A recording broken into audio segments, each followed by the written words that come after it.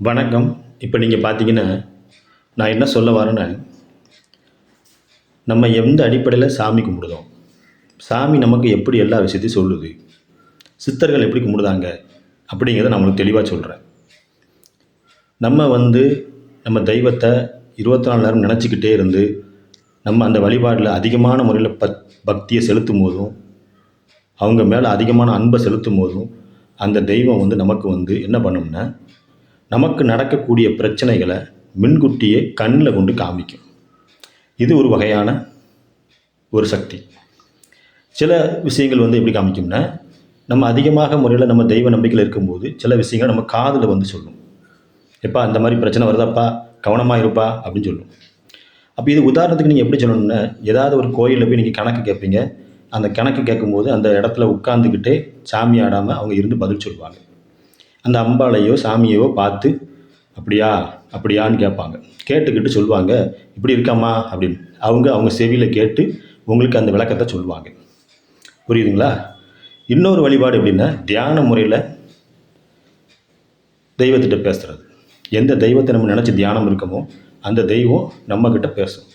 அப்ப தியானத்தில இருக்கும்போது நமக்கு அதிகமான பிரபஞ்ச சக்தி கிடைக்கும். அதிகமான ஆற்றல் கிடைக்கும். அப்போ நம்மளுக்கு அந்த அதிகமான ஆற்றல் கிடைக்கும்போது, நம்மளுடைய மூலாதாரத்த நம்ம நெத்தி பொட்டுல ஏத்தி வச்சு, நம்ம எந்த தெய்வத்த நினைக்கிறோமோ, அந்த தெய்வத்துக்கிட்ட பேசலாம். புரியுதுங்களா? இந்த பிரபஞ்சத்தில என்ன நடக்குங்கிறதையும் நம்ம தெரிஞ்சுக்கலாம். யார் யாருக்கு என்ன கிடைக்குங்கிறதையும் தெரிஞ்சுக்கலாம். இது சித்தர்கள் பயன்படுத்துவாங்க, இந்த வழிபாட. எல்லா சித்தர்களும் இந்த தியான முறையில தான் பயன்படுத்துவாங்க. இது மூலியமா தெய்வத்திட்ட பேசலாம். இந்த பிரபஞ்சத்தில என்ன நடக்குங்கிறத தெரிஞ்சுக்கலாம். யார் யாருக்கு என்ன பிரச்சனை வருங்கிறதையும் தெரிஞ்சுக்கலாம்.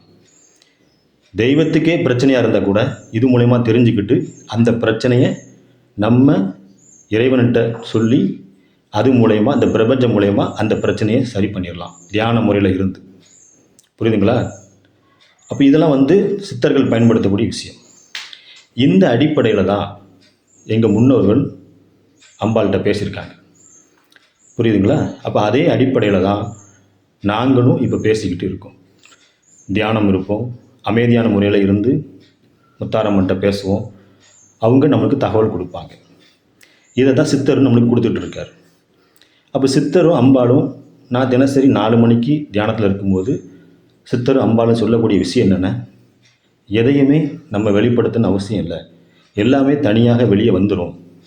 அதுக்குண்டான காலகட்டம் வந்தாச்சு அப்படின்னு சொல்கிறாங்க. அப்படிங்களா? அப்போ இந்த மாதிரி பல பிரச்சனைகள் ஓடிக்கிட்டு இருக்க அப்படிங்கும்போது எதை பற்றியும் யோசிக்க வேண்டாம். மக்களுக்கு நல்ல செய்திகளை மட்டும் நீங்கள் சொல்லுங்கள். உங்களுக்கு தேவையான விஷயங்களை நான் கரெக்டாக பண்ணுவேன் அப்படின்னு அம்பாள் சொல்கிறாங்க. சித்தர் சொல்லுதாரு, எல்லாத்தையும் நான் மாற்றி அமைச்சேன், எனக்கு இதை மாற்றி அமைக்க முடியாதா? நிச்சயமாக 6 மாதத்துக்குள் இந்த கோவிலில் உள்ள சில விஷயங்களை நான் மாற்றி அமைப்பேன். யாருக்கு என்ன கொடுக்கணுமோ அதை கண்டிப்பாக கொடுப்பேன். கொடுத்து சரி பண்ணுவேன். தப்பு செஞ்சால் நிச்சயம் தண்டனை உண்டு அப்படிங்கிறத விளக்கமாக நம்மகிட்ட சொல்லியிருக்காங்க. அதனால் சில விஷயங்களை நம்ம வெளிப்படுத்த முடியாது. புரியுதுங்களா? அப்போ இந்த விஷயங்கள் நம்பிக்கைக்குரிய விஷயங்கள். இதை நம்ம நம்பி தான் ஆகணும். எல்லாருக்கும் ஒரு நம்பிக்கை இருக்க மாதிரி நம்ம நம்பி தான் ஆகணும். இதை நம்புறதும் நம்பாது உங்களுடைய விருப்பம். நான் சொல்லக்கூடிய விஷயம் இதுதான். சித்தர்கள் எப்படி தெய்வத்திட்ட பேசுகிறாங்களோ அப்படி தான் நாங்கள் பேசிக்கிட்டு இருக்கோம். அப்படி தான் சில விஷயங்களை கேட்டு தெரிஞ்சுக்கிட்டோம். அப்போ இந்த கோயிலில் பல மாற்றங்கள் வரப்போகுது. முத்தாரம்மன் கோயிலில் பல விஷயங்கள் நடக்க போகுது. அது 6 மாதம் டயத்துக்குள்ளே அவங்க சொல்கிறாங்க. இதை நான் உங்களுக்கு வெளிப்படுத்தியிருக்கேன். நீங்கள் எப்படி உங்கள் தெய்வத்திட்ட பேசுவீங்களோ அப்படி தான் நாங்களும் எங்கள் தெய்வத்திட்ட பேசுகிறோம். சித்தர்கள் முறையில் பேசுகிறோம். சித்தர்கள் வழிபாடு முறை இருக்குது பார்த்தீங்களா, அந்த முறையில் நாங்கள் பேசிகிட்டு இருக்கோம். நீங்கள் குலசேகரப்பட்டினம் முத்தாரம்மன் கோயிலுக்கு நீங்கள் போனீங்கன்னா, இந்த முறையை நீங்கள் பயன்படுத்தினா கண்டிப்பாக அந்த அம்பாளும் அந்த சித்தரும் உங்ககிட்ட பேசுவாங்க. நீங்கள் கோயிலுக்கு போன உடனே அந்த பிரகார மண்டபத்தில் அமைதியான முறையில் உட்கார்ந்து நீங்கள் அம்பாளை நேரில் பார்த்து தியானத்தில் இருங்க. தியானத்தில் இருந்தால் உங்கள் நெற்றியில் அந்த சக்தி ஏறக்கூடிய பவர் நீங்கள் உணர்வீங்க. அப்படி உணரும்போது அந்த சக்தி என்ன அப்படிங்கிறத அது வெளிக்காட்டும். அதை வெளிக்காட்டும் போது நீங்கள் அந்த உண்மையான இதை உணர்வீங்க. அப்போ அந்த பிரபஞ்ச சக்தி உங்களுக்கு எல்லாத்தையும் கொடுத்துரும். அப்போ அந்த சித்தர்கிட்ட நீங்கள் பேசலாம், அம்பாள்கிட்டையும் பேசலாம். இதை நீங்கள் ட்ரை பண்ணி பாருங்கள். இது நிச்சயம் நடக்கும். நான் சொல்லக்கூடிய விஷயம் இதுதான். அவங்க சொன்ன விஷயத்தை நான் உங்கள்கிட்ட சொல்லிட்டேன்.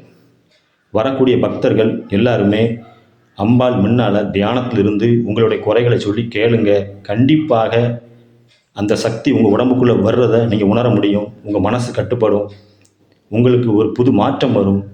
சாமி ஆட்டங்கிறது அமைதியான முறையில் உட்கார்ந்த நிலையிலே இருந்து நீங்கள் அடுத்த கட்டத்துக்கு நீங்கள் போயிடுவீங்க. அப்போ இந்த மாதிரி பல விஷயங்கள்லாம் மாறும். அது மாறுறதுக்காகத்தான் இந்த வரமுறையை நான் உங்களுக்கு சொல்லிக் கொடுக்கேன். நீங்கள் தியானம் நேராக கோயிலுக்கு போங்க, தியானத்தில் இருங்க, அம்பாளை நினச்சி நோக்கி இருங்க. அந்த சக்தியை நீங்கள் உணரக்கூடிய சக்தி உங்களுக்கு தெரியும். தெரிஞ்சதுக்கப்புறம் அம்பாளே உங்கள்கிட்ட பேசுவாங்க. இது நிச்சயம் நடக்கும். ட்ரை பண்ணி பாருங்கள். என்கிட்ட சொன்ன விஷயத்தை நான் உங்கள்கிட்ட சொல்லிட்டேன். நம்புறதும் நம்பாததும் உங்கள் விருப்பம். இல்லை நான் எனக்கு அருள்வாக்கு சாமியாட்டம் தான் வரும்னா அது உங்கள் விருப்பம். நீங்கள் இப்படி ட்ரை பண்ணி பாருங்கள். அந்த அம்பாள் உங்கள்கிட்ட பரிபூர்ணமாக சாந்தமாகி உங்களையும் சாந்தப்படுத்தி உங்கள் மனநிலையை கட்டுப்படுத்தி உங்களுடைய குணபாவனைகளை மாற்றி எல்லாத்தையுமே மாற்றி நல்ல நிலைமைக்கு உங்களை கொண்டு வருவாங்க. இது நடக்கும். சத்தியமாக நடக்கும். இது சித்தர்கள் சொன்னது, எங்கள் முன்னோர்கள் சொன்னது தான் நான் உங்கள்கிட்ட சொல்லியிருக்கேன். நம்பி செய்யுங்க. முத்தாரம்மன் கோயிலில் 6 மாதத்துக்குள்ளே பல மாற்றங்கள் வரப்போகுது. இதுவும் நடக்கும். உறுதியாக நடக்கும். நன்றி, வணக்கம்.